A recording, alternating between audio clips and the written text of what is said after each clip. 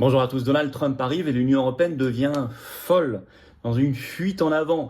On profite de l'événement, bien sûr, pour devenir un réduit mondialiste et totalitaire. Et vous allez voir, il y a une coordination d'éléments de langage, notamment le gouvernement français, pour aller vers l'État européen, c'est-à-dire gommer la France, gommer les peuples, les nations, les pays, leur souveraineté. Voilà, vous allez voir. Et déploiement en même temps du bouclier démocratique européen, avec dans le viseur une nouvelle élection, cette fois l'élection présidentielle en Pologne.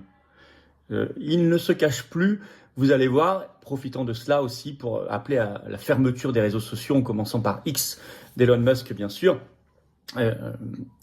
Les mondialistes, l'État profond chassés de Washington, ils vont essayer ici de le faire vivre. Ça, on avait alerté. Alors, c'est bien parce qu'il tombe le masque. Et donc ça va nous pousser, nous Français, à nous dire que la seule solution, c'est de pas rester une seule seconde de plus dans ce système fou et totalitaire, qui va devenir de plus en plus fou. C'est de partir, c'est le Frexit, c'est la sortie de la France de l'Union européenne, c'est de briser nos chaînes, c'est de retrouver notre indépendance, et donc de retrouver nos libertés, la paix et un avenir.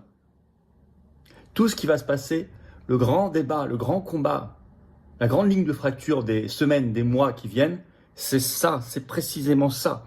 Entre ceux qui iront, même sans l'avouer, vers cette intégration européiste folle, ou ceux comme nous, souverainistes, patriotes, qui défendront l'indépendance française, l'avenir du monde, la liberté, la paix, le patriotisme, l'amour de la France.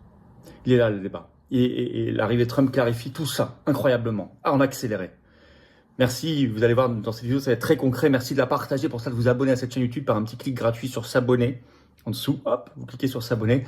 Vous êtes très nombreux à le faire ou à vous réabonner. Merci beaucoup. C'est juste un clic pour vous et ça aide énormément l'algorithme qui fonctionne mieux, recommande mieux les vidéos, fait qu'on touche de nouvelles personnes qui nous découvrent. Merci à vous. Ce vendredi 24 janvier à 19h, on est en direct sur cette chaîne. Soyez là. Gros direct, toutes vos questions. Sacrée actualité française et mondiale. On va revenir sur tout ça. Sans tabou, sans langue de bois. Je prendrai un maximum de vos questions que je vais découvrir en direct aussi. Donc soyez là à 19h. Faites venir du monde ce vendredi sur cette chaîne en direct 24 janvier. Le samedi 1er février, je suis en Haute-Savoie, à Thonon-les-Bains. C'est entrée gratuite. Il reste quelques places. Inscrivez-vous par un lien sous la vidéo en description. Je rappelle que c'est ouvert à tous, adhérents et non adhérents. Bienvenue à tous. Pensez à vous inscrire. Évidemment, je vous attends, patriotes. Vous allez voir les débats, les combats qu'on a à mener là dans les jours, les semaines, les mois qui viennent. Ils sont extraordinaires, mais j'ai besoin de vous. Nous sommes très outillés. Nous sommes le plus grand mouvement souverainiste de résistance de France, les patriotes. On est là, mais je ne peux pas le faire sans vous. Avec vous, par contre, on peut tout. Alors, je crois que c'est le moment de venir. Je crois que c'est le moment décisif où tout se clarifie. Donc, c'est le moment de venir dans cette dynamique extraordinaire. Vous êtes les bienvenus pour adhérer, réadhérer au mouvement. C'est le premier lien sous la vidéo en description pour le faire. Ou faire un don au mouvement. C'est le deuxième lien sous la vidéo en description pour le faire. Ça permet de financer nos actions aussi, très concrètes. Parce que nous n'avons pas de financement public, pas un centime, sinon on ne peut pas le faire. Voilà, et si on ne fait pas, personne ne le fera à notre place. Ça, c'est la vie, ça, c'est comme ça. Les liens pour adhérer, faire un don sont également sur notre site, bien sûr, les-patriotes.fr, et tout ça est défiscalisé de vos impôts, aux 2/3. 2/3 de ce que vous mettez, ça fait baisser vos impôts. Profitez-en, faites baisser vos impôts, un conseil, et vous êtes les bienvenus. Allez, bienvenue aux nouveaux adhérents, bravo, donateurs, aux réadhérents, on y va. Donald Trump arrive, l'Union européenne laisse tomber le masque dans un signe de panique totale. Et c'est bien de la panique qui motive cette fuite en avant. Comme toutes les fuites en avant, c'est toujours de la panique. Et face à cela, il faut une intransigeance et une clarté absolue, nous l'avons. Et on va en reparler, vous allez voir là-dedans. La fuite en avant. Alors, elle a été donnée beaucoup dans cette journée du 20 janvier par le ministre français des Affaires étrangères macroniste Jean-Noël Barrot. D'abord, 19 janvier au soir, Ouest France avait sorti une longue interview de lui. Alors vous allez voir le chapeau. Déjà, il résume tout. Je vais vous le citer. Face à la menace de guerre commerciale brandie par Donald Trump, le ministre français de l'Europe et des Affaires étrangères, Jean-Noël Barrot, plaide dans un entretien à Ouest France pour une Europe puissance prête à se faire respecter. Et il crache le morceau. Dans l'interview, je vous cite un extrait. Voilà ce que dit Jean-Noël Barrot. « Nous vivons un moment où l'on voit revenir la loi du plus fort. Dans ce contexte, l'Europe doit s'affirmer sans aucune inhibition, sans aucun complexe. L'Europe est une grande puissance qui s'ignore, alors qu'elle dispose de capacités considérables dans les domaines politiques, militaires, économiques et culturels. » Quand il dit l'Europe, c'est l'Union européenne. Face au nouveau désordre mondial, l'Europe doit se révéler comme une grande puissance. La France a un rôle à jouer pour cela. Ah, le mot France apparaît quand même une fois. Le cap est fixé, celui de l'autonomie stratégique, défini par le président de la République dans son discours de la Sorbonne. Passons aux actes. Discours de la Sorbonne, référence à un discours complètement délirant au tout début de son premier mandat en 2017 de Macron, dans lequel il parlait de souveraineté européenne, d'Europe qui devenait un État où il niait complètement la souveraineté nationale et la France. Et c'est 1500 ans d'histoire, peu importe, hop, tout ça, rayé d'un trait de plume. C'est à ça que fait référence Barrot, explicitement, discours de la Sorbonne. Et vous allez voir dans un autre extrait de cette interview, c'est très fallacieux parce qu'il compare l'Union européenne avec de l'autre côté des nations et des pays, ce qui n'a rien à voir. Je cite, « On assiste au retour à l'échelle mondiale des logiques d'empire qui considèrent que les frontières peuvent être des variables d'ajustement. Face à cela, l'Europe doit s'affirmer comme une grande puissance, ce qu'elle est. » Je ne sais pas à quoi référence, États-Unis, Russie, Chine, peut-être. Mais ça, ce sont des pays, ce sont des nations qui ont une vieille histoire, ce sont des peuples. Ils comparent à l'Union européenne. C'est très fallacieux pour nous faire croire que l'Union européenne, c'est un peuple, c'est une nation, c'est un pays. Alors, le lendemain, dans une interview ce 20 janvier, donc sur BFM TV, le même Jean-Noël Barrot est entré dans le détail. Il a demandé, je cite, un saut communautaire européen. Quand il demande un saut pour une fuite en avant, ça veut dire qu'on passe à autre chose. Ça fait référence, j'avais alerté dès le jour où il l'avait dit en novembre 2023 à Mario Draghi qui parlait de transformer l'Union européenne en un État. Ça fait référence à ça. J'avais fait une vidéo sur cette chaîne, le premier en France à en avoir parlé, à avoir détecté ce passage. Mario Draghi, ça doit nous alerter. Là, quand on parle de saut communautaire européen, c'est ça.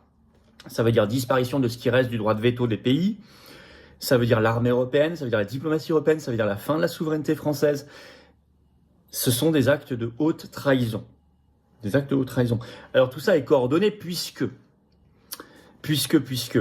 le même jour, 20 janvier, sort dans le Nouvel Obs cette fois une tribune d'un collectif avec à sa tête Raphaël Glucksmann qui avait mené une liste aux européennes qui demande exactement la même chose, qui prouve que c'est concerté.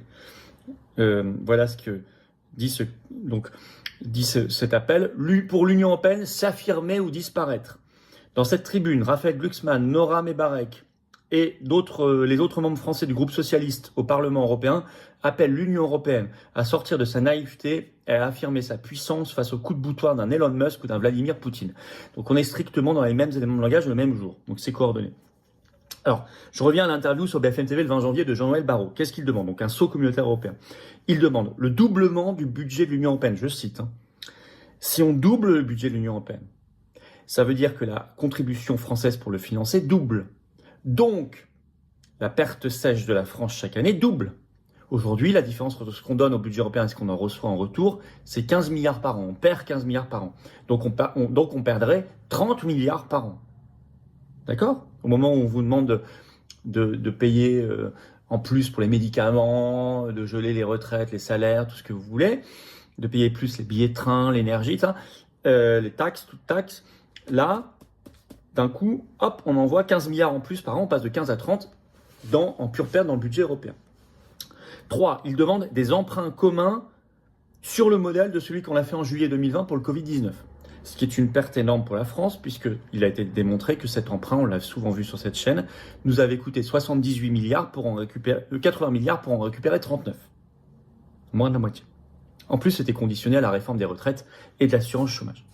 4, il demande l'union de l'épargne. Alors ça, on alerte depuis des mois. L'union de l'épargne au niveau européen, ça veut dire le vol des épargnants. On l'avait vu notamment avec Tom Benoît dans une vidéo, ça veut dire concrètement ça. De toute façon, ils demandent à trouver de l'argent. Ils vont essayer d'en trouver là. 5, ils demandent le bannissement de services pour des réseaux sociaux comme X. Avec cet extrait incroyable dans l'interview, je vous cite Jean-Noël Barrot, « Nous n'acceptons pas que le débat public soit délocalisé sur des plateformes de réseaux sociaux. » Donc c'est lui qui décide où se trouve le débat public. Si ce n'est pas la définition de dictature, ça. Donc, il ajoute, sur des plateformes de réseaux sociaux dont les règles sont fixées par des milliardaires américains ou chinois. C'est bizarre, ça ne le gênait pas avant que ce soit Elon Musk. Et depuis le revirement de Mark Zuckerberg, de Google, etc. Avant, ils n'en parlaient pas, ça ne les gênait pas. Et en plus, ces gens-là n'ont strictement rien fait pour développer une souveraineté numérique française qui est indispensable. Donc c'est quand même fort de café.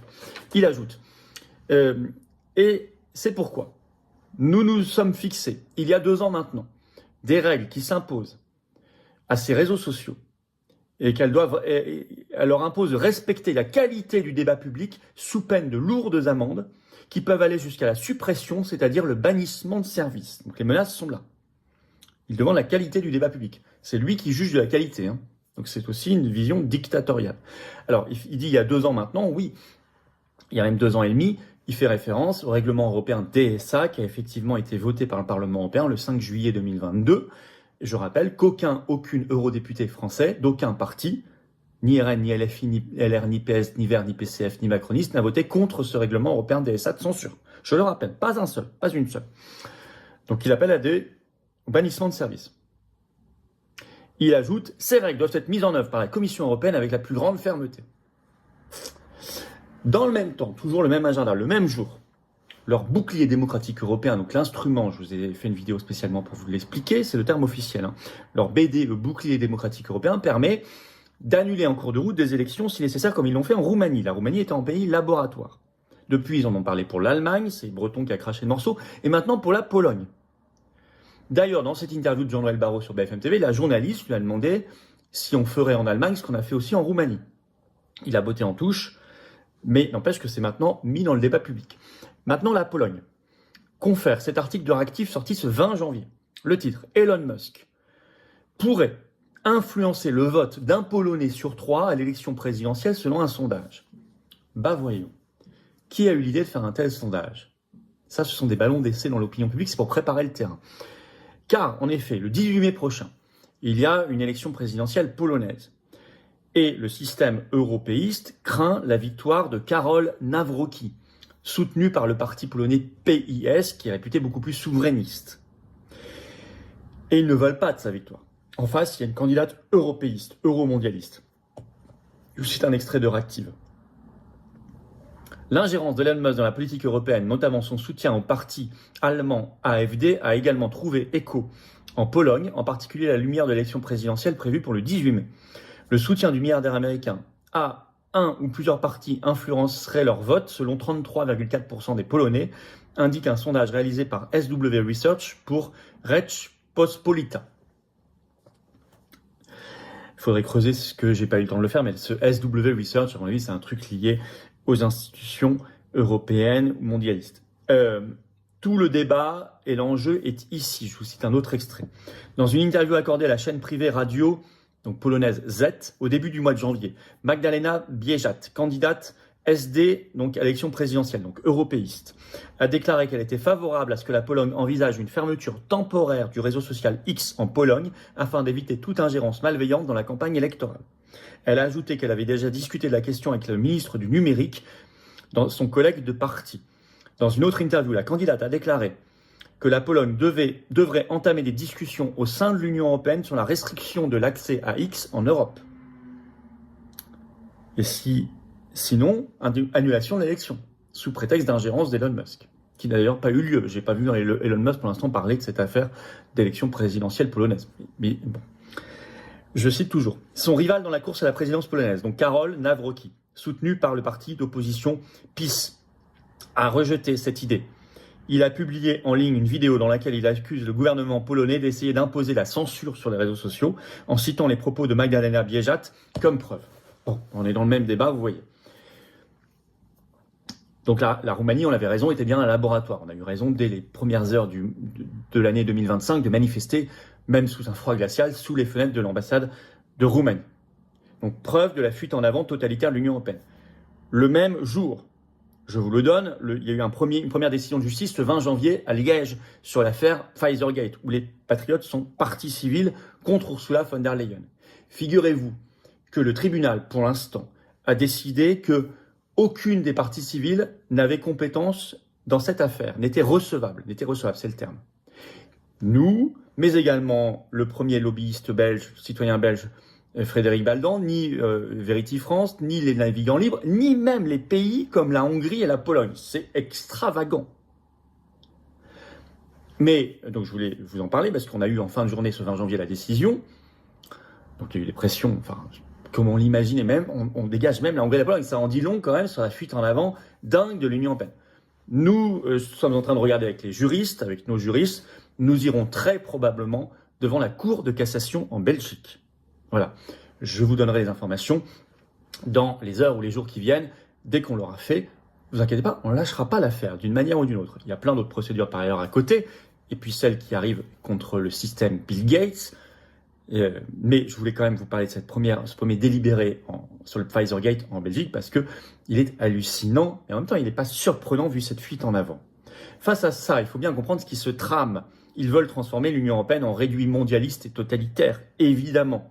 L'enjeu étant nos libertés, notamment notre liberté d'expression et notre souveraineté de peuple, l'indépendance de la France, je dirais même l'existence de la France, sa résurrection. Donc l'enjeu il doit être tranché de manière claire. Par le Frexit, on se barre, on sort de ces instances. Vous avez vu que Trump vient de signer un décret pour quitter l'OMS. On doit quitter l'OMS. Toutes ces instances, c'est dans le programme des Patriotes, on vous le dit depuis des mois, des années. Et on fait des manifs pour ça, on fait des procès pour ça, on fait des élections pour ça, on fait des affiches, des tracts, des explications, des conférences, des meetings pour ça. Des universités d'éducation populaire. On ne lâchera pas le morceau. Moi, ça me donne envie de me battre encore 10 fois plus en 2025, vu cette fuite en avant de l'Union européenne, parce que c'est un signe de panique.